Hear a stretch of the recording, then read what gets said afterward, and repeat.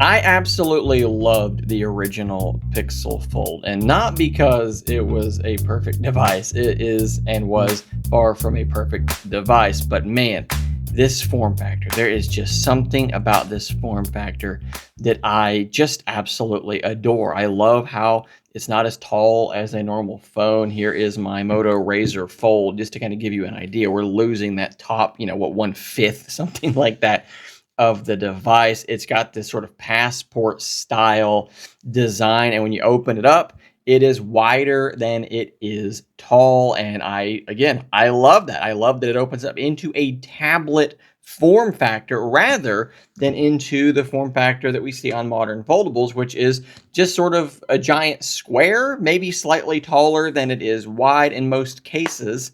This to me just made more sense, and it continues to make more sense. And I think that for quite a few people, this device, despite its age, does continue to make sense. I know a lot of you have gone on to websites like Woot, where this device has been available at pretty decent prices, like $450. If you want to get, a taste of what it's like to carry a foldable, that's pretty hard to beat. And when you talk about the form factor, there just really aren't any other foldables on the market that kind of match this design. Huawei has just released the Pura X Max, and that definitely is in this same general ballpark.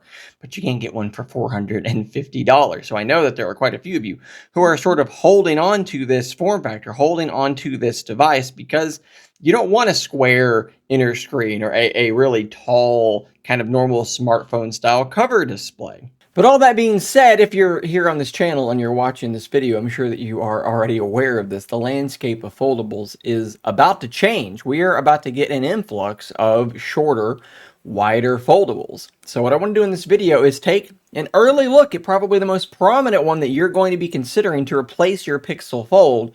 And let's try and determine, is the Galaxy Z Fold 8 a good replacement for that aging Pixel Fold? So this 3D print, although it is kind of crude, my settings weren't dialed in super well, it is quite accurate, and it is based off of the very, very precise dimensions leaked earlier this year. So what we're going to do is we're going to put these two devices sort of side by side and do a really direct comparison as best we can, between an actual device and some filament. So the first most obvious thing to me is that the Z Fold 8 is actually going to be significantly shorter than the original Pixel Fold. If we bring my Moto Razr Fold back in, it's actually really interesting because the gap in height between the Razr Fold and the Pixel Fold is really not that far off from the gap in height between the Pixel Fold and the Z Fold 8. You guys know that I've been pretty excited about this form factor shift for a while now, but this is the one place where I would tell you that I think it's pretty reasonable to have some reservations. We are getting very, very short, and there can be some ramifications with that. Let me show you one of the biggest ones that I think probably comes to mind. On the Pixel Fold, when I go to type something, you can see how big that keyboard is. I still have most of my screen available while I am typing. If you can imagine on this device, you can kind of see where that bezel would be. Let's assume that that keyboard comes up to the same general area. You're only going to have that much space left to see above your keyboard. And I can definitely see where that would be a little bit annoying. Now, maybe you can resize things. There's a little bit of some wasted space down here. Maybe Samsung can kind of drop that down a little bit. Maybe you resize it a bit more. And maybe it's not going to be that big of a deal, but it's definitely something that I think is worth pointing out. The other thing I want to talk about is one-handability. So this is something that there's always a lot of sort of pushback on for some reason. Can't always understand why that is.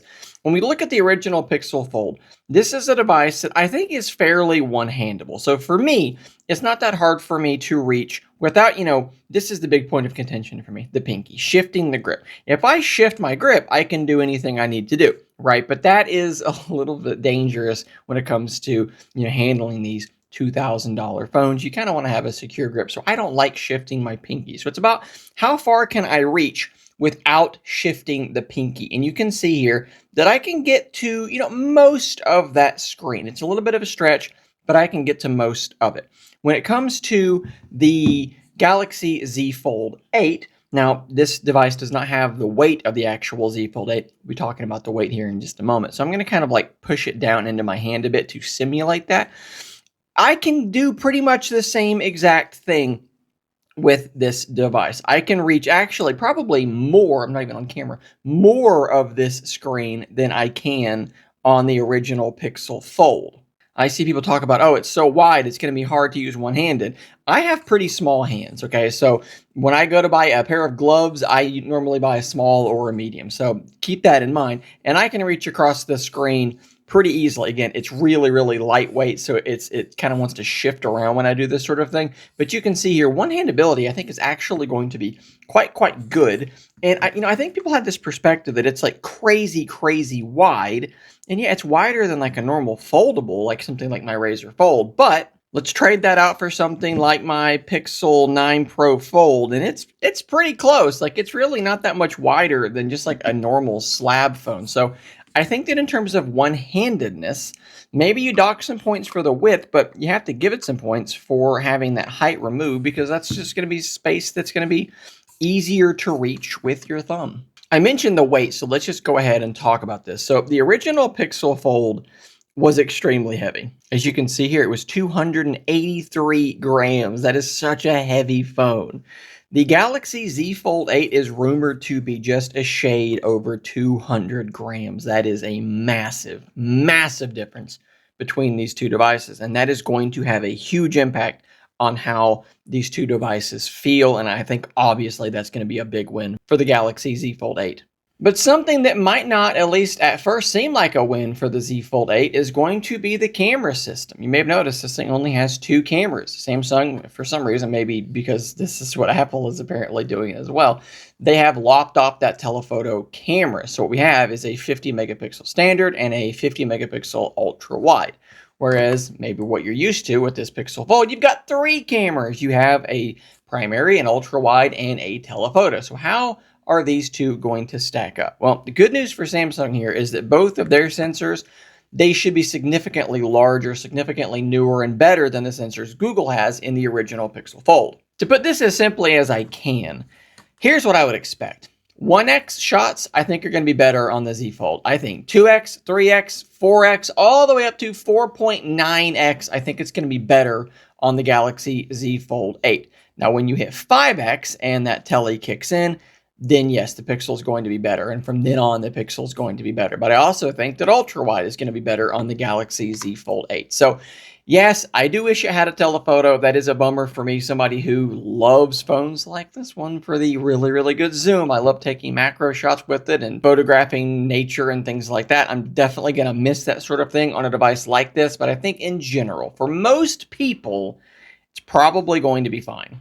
I wonder how many people have already run to the comment section to ask, why hasn't he opened it yet? I'm getting there, okay? I am getting there. When you open these two devices up, you do have a slightly different experience. They are both obviously wider than they are tall, but the Z Fold 8, it is going to be significantly wider than it is tall, even more so than here on the original Pixel Fold. If I full screen a 16:9 video, I think you can kind of see what I'm getting at here. You can look at where the video ends here and ends here top and bottom and sort of extrapolate this over onto the Z Fold 8. I'll try to do some like editing magic to make this a little bit clearer. But I think what you can see here is that you're going to have a whole lot less letterboxing, a lot smaller black bar on the top and bottom when you're watching 16:9 content on the Galaxy Z Fold 8, and that is going to be a win. And because this inner screen is basically 4:3, if you are like me and you enjoy watching some classic television, like I've been rewatching Batman the Animated Series or the old X-Men cartoon from the 90s, the shows that I grew up on,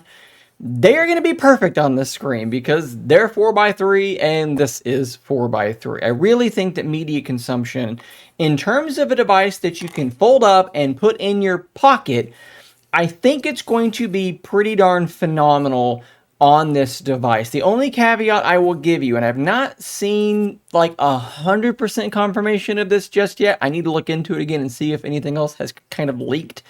But it seems like Samsung might be still going with the plan of having a speaker here and a speaker here, which makes no sense on a device that is landscape like this. You need stereo sound, both speakers on the left side. That is a bummer. You're going to have to put in your earbuds to really have a prime audio experience to go with this what I believe to be a very, very capable, pocketable movie watching experience.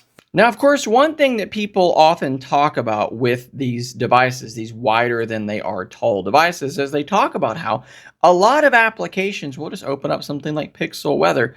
Maybe they don't work all that great on these super wide screens. You have a dual panel layout here, which definitely does help. But I mean, you could argue that like this whole left side really isn't doing a whole lot of heavy lifting here. Hell, I could just go to my own website and you can see what I'm talking about. There's just not a lot of, height for something like this to work. Phones and phone apps are not really made for screens that are super wide and super short like this. And of course, that's going to be even more true on the Galaxy Z Fold 8 because it's even shorter. And I mean, I guess it's not really all that much wider necessarily, but you are losing some more height. But here's the thing, I don't actually think this is going to be that big of a deal because just like on the original Pixel Fold, if you're using an app that you're like, man, this just absolutely sucks on this inner screen because of the aspect ratio, Wise is a great example of this, and that's why I actually have the aspect ratio changed in the app. These are the lengths that one must go to make an application like this, actually work decently well, like literally just be usable on this device. Let me go in here and I'll change it back to full screen so you can see why you would do that. It's just terrible. It's way too wide. Well, guess what you can do though on any of these devices? You can just rotate them and then it's basically just like a normal phone. And when it comes to the Z Fold 8, it's going to be even more narrow in this orientation, and that's going to make this work even better. At this point, it really is just like a really big, slightly wider phone. Now, don't get me wrong. I do think that there's going to be some friction, some learning curve when it comes to this sort of orientation mode changing. On this normal screen, I think that the vast majority of the time, apps are going to be fine. I think people are maybe panicking a little bit more than they should be. I think it's going to be okay the vast majority of the time. When you open it, I think that this mode is going to be great for multimedia consumption, and there are quite a few Android apps that do have that dual panel layout that I think is going to make this work really, really well. But when you run into the odd app that kind of doesn't work great here, and maybe it doesn't work great here either, you can just rotate it, and I promise that app is going to work just fine here. So I don't think you're ever going to have a scenario where you have an app that can't run on the cover display, it can't run on the inner display, or the inner display rotated. You are going to have a way to use that application, and I actually think that is... It's very similar to the original Pixel Fold, right? Because the original Pixel Fold cover display was taller, so I think that adds to better compatibility with those normal phone apps on that cover display. But there's a little bit of a trade-off because on that inner screen, you are so wide that some apps are just not going to be very good. And when you rotate them, it's definitely better. But I think it's going to be better than that rotating on this screen. So again, it's a little bit of a give and take.